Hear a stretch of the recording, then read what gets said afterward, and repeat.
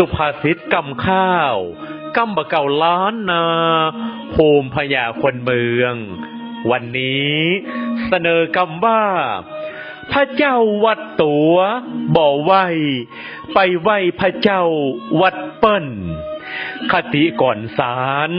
โบราณเพียบไว้บ่ห่อนน้อมไว้พระเจ้าวัดตัวปล่อยไปกราบน้อมอ่อนก้อมนบหนัวลงเมามัวไปสาไปไหว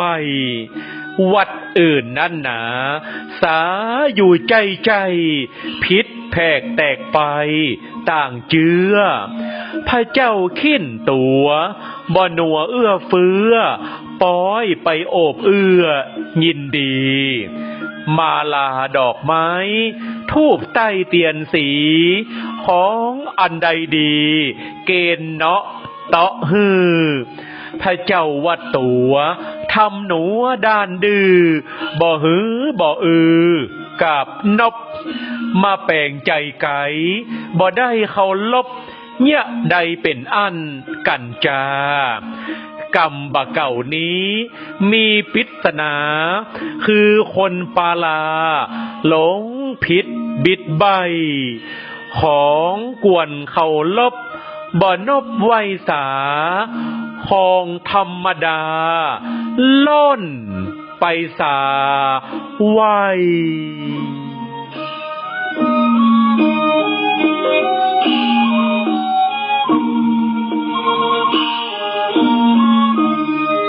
พระเจ้า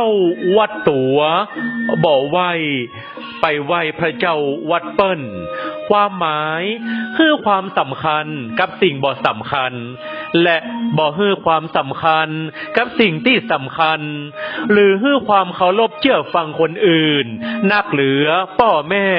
ปู่ย่าตายายผู้มีพระคุณและปรารถนาดีของตน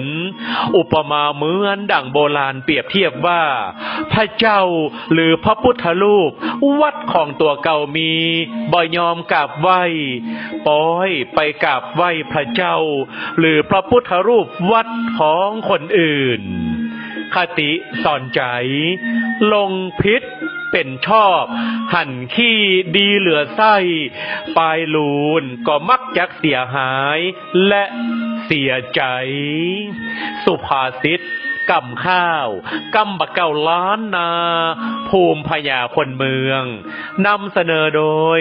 สภาวัฒนธรรมจังหวัดละปูนและสำนักงานวัฒนธรรมจังหวัดละปูนร่วมกับสถานีวิทยุกระจายเสียงแห่งประเทศไทย